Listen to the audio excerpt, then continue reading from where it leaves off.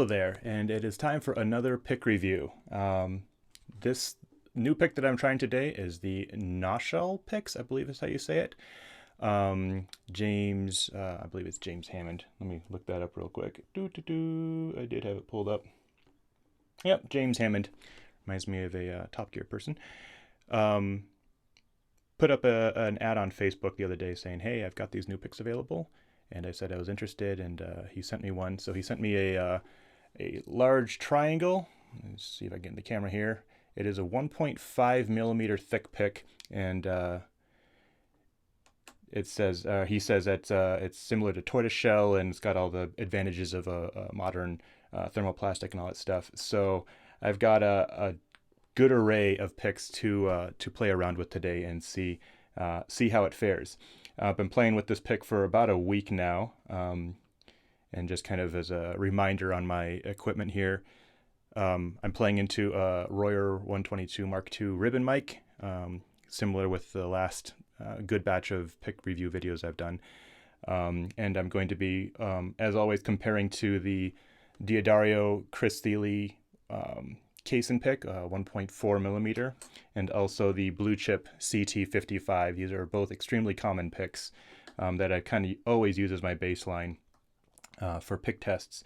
But I'm adding 3 others today because they're very popular. So one, the Vegan TF140, extremely popular pick. I have the insides of the little finger grippy holes colored black with a marker or something like that, just so it kind of shows up on the platform here. I have a tone slab, Darth Tone FS. It's an extremely popular pick right now, and this thickness is a 1.4 millimeter, so it's pretty common with the rest. And then since James said this is a similar to a tortoiseshell material, I actually have the one tortoiseshell pick I do have right now. Caveat, it's not a super fair comparison. This is a very thick pick. This is 2 millimeters. I guess there's thicker than that, but for me, that's a thick pick. So this is by far the thickest pick of all that I have, and I'll be playing with today, so I won't compare it terribly much, especially because tortoiseshell can be very variable depending on exactly which pick you have. So I'm going to keep these picks in the same order. So again, this is the Noshel 1.5 millimeter, the D'Addario case in 1.4, Blue Chip CT55, which is about 1.4 millimeters, Vegan TF140, which is about 1.4, Tone Slab, Darth Tone FS 1.4, and then a 2 millimeter natural tortoiseshell pick. So what you started out hearing was that Noshel pick, and I'm going to just play a bunch of things, and I'm going to kind of compare where I think comparison is due. Initial impressions are that it is kind of that the Noshel pick is kind of a blend between honestly a celluloid pick as far as the sound it brings out, like the Fender Extra Heavies, and a little bit of the case-in hardness there. It's a very hard pick. I'm not sure how it'll turn out in the video, but if you hear the plink of it when it lands. Oh, that landed farther than I thought. Where'd it go?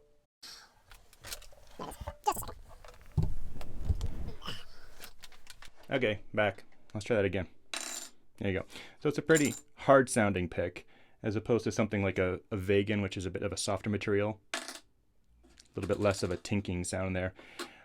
So I think it does play out to that tortoiseshell kind of sound. That's not, again, it's not going to be a very good comparison because it's so much thicker. And so you can hear some of that little bit higher clicking sound on the pick noise. So I'll just get into playing here. So let's do a little bit Red-Haired Boy, but I'm going to switch picks as I go.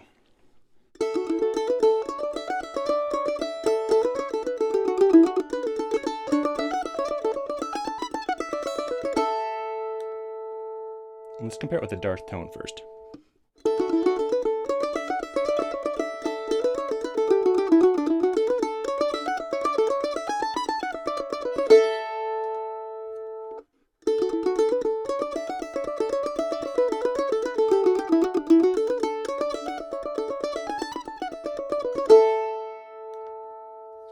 D'Addario casing.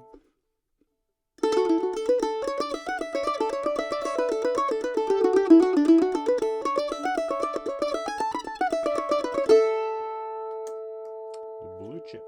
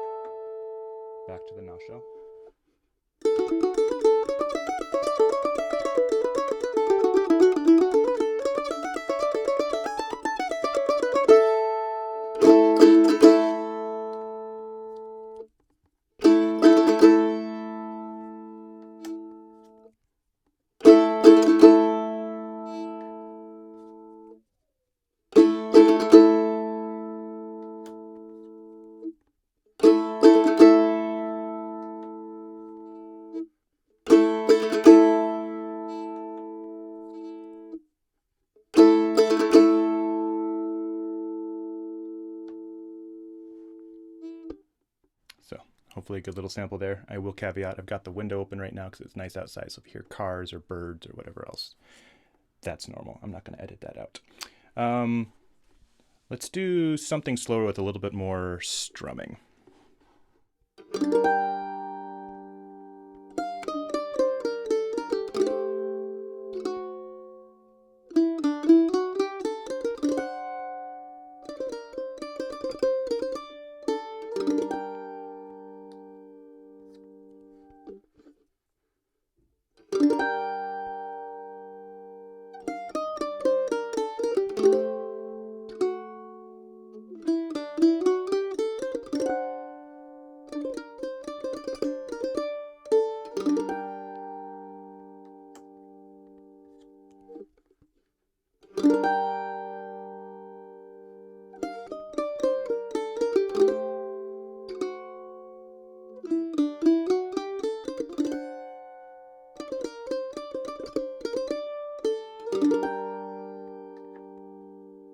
Back to the nostril.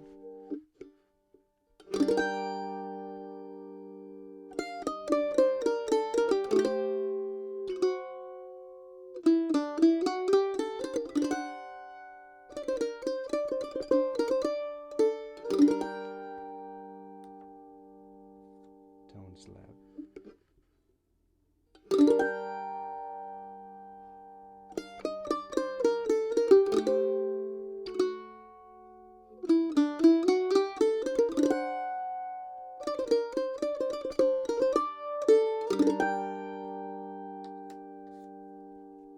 Vegan.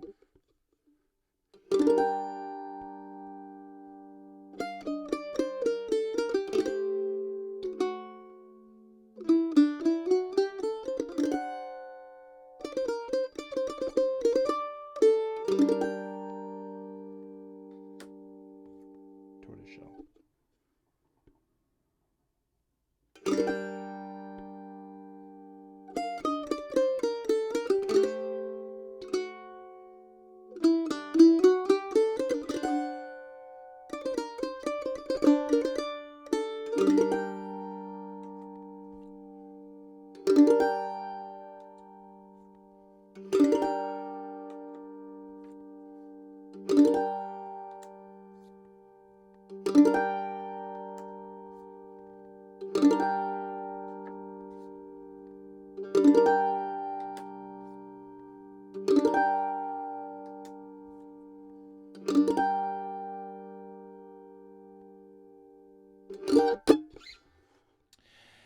I must say, as I've played this pick over the last week, I've found that it's not as loud and harsh as, say, a Caisson pick or the Blue Chip. It tends to be slightly more muted, but as I play it, it sounds more even. I find that the melody notes, especially on passages like that where I have chords and I'm one note in there is the melody, or other things where it's a little bit more multi-tonic, that I can pull the melody note out more. I just notice it more.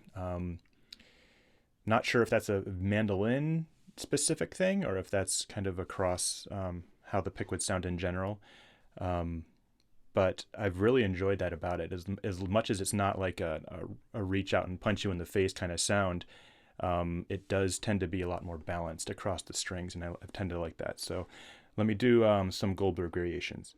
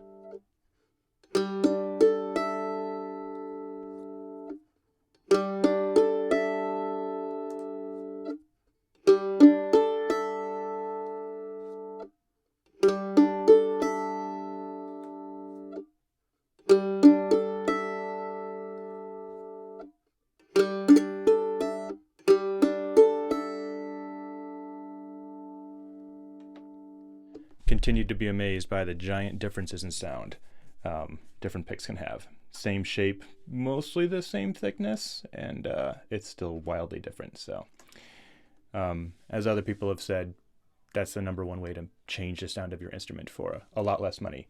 The Noshell picks right now are selling for $25, I believe, which some people are like, oh, that's so much money.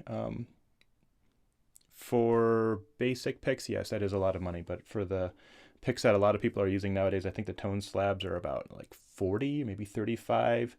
Vagan's probably the cheapest one here. I think that one's like $8 a pick. I think the blue chip is around 30, 35. And I think the Diodario Caissen's about 20, something like that. And then tortoiseshell, you really can't buy. It's a special material. So yeah, let me think what else I can play here. Let's do a little bit of something with a lot of string crossings, and I'll see if I can get something to pop out I've noticed.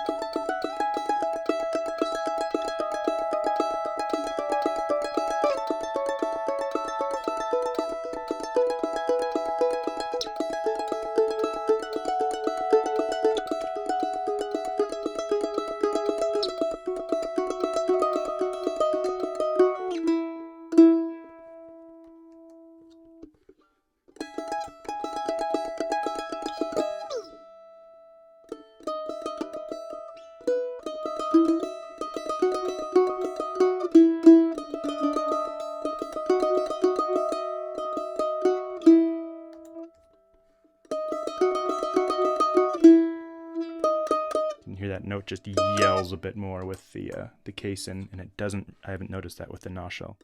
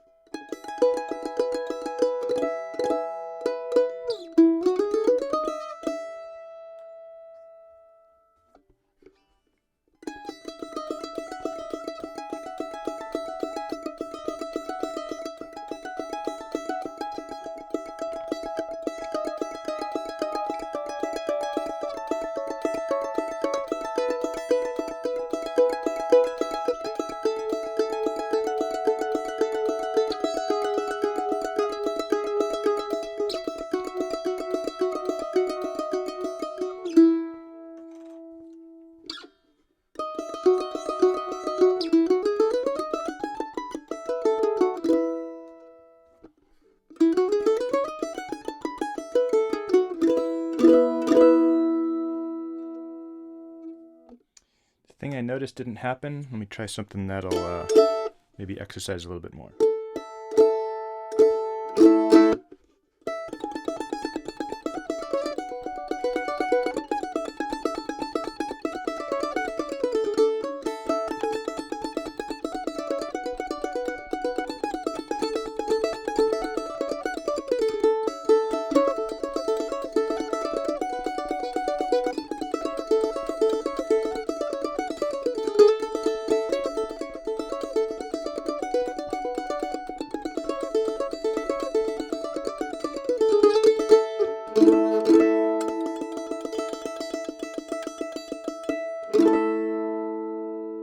Well, the thing I noticed had been that kind of squeaking on when I play the unwound strings a lot, and it almost seems like it kind of wears in the bevels a little bit. It's not doing that today, so I did change the strings on this a couple days ago. These are pretty freshly new straight up strings, heavy gauge. So maybe there was a blemish on the string that was kind of roughing up the edge of the pick a little bit, because I had noticed it on others that I didn't normally notice it on somewhat too, but it was especially noticeable on this. And the only other time I've noticed that was on the tone slab, not the Darth tone, but the original material, like the clearish blue one. And I posted a video about that a while ago, just a little bit of like a squealing sound that almost like the edge of the pick becomes like a violin bow a little bit. You can kind of hear this hiss right before the pick, and if you put it in just the right spot or go just the right speed, it ends up like I said, kind of squealing. But it's not doing that today, so maybe that was a stringism, and it's better now. Let me do a little bit more of the Devil's Dream, just because there's a lot to hear from kind of the repeated really fast picking, and you kind of hear the pick more and more as opposed to the notes, just because you hear that sound over and over. So let me do that a bunch with all the picks here.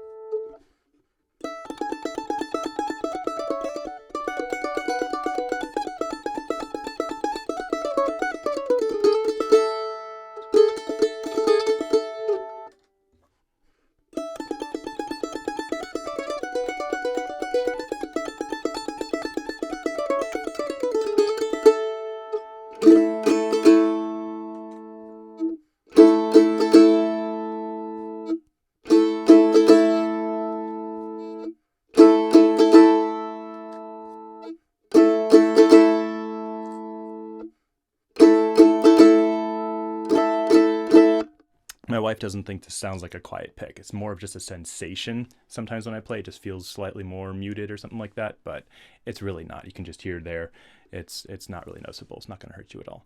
Another thing to note about the construction of this, so I think all of the other picks I have a right hand bevel on them, which means that the pick is kind of pre-worn in as if you were right-handed and kind of leaning the pick down the strings, as is fairly common. This pick does not have a bevel. This is kind of what's just called a round bevel. And just looking at it here, trying to see if I notice any wear, I don't really notice any wear yet. So it seems to be lasting super well, but that just means, for the bevels at least, that it's just even on both sides of the tip. It's not like one side is more angled than the other. So if that's your preference, that's what's already there. If you want beveled, talk to James. Maybe he can put something in. But yeah, I've actually been enjoying this pick. I may record with it. We'll have to see. I usually change my mind once a week on what picks I like and don't like anymore, so that's probably why I have like 15 picks sitting on top of a speaker that I have right in front of my mandolin to pick from all the time. But let's do a little bit of Reischman, and then maybe a little bit of the Red Diamond Waltz.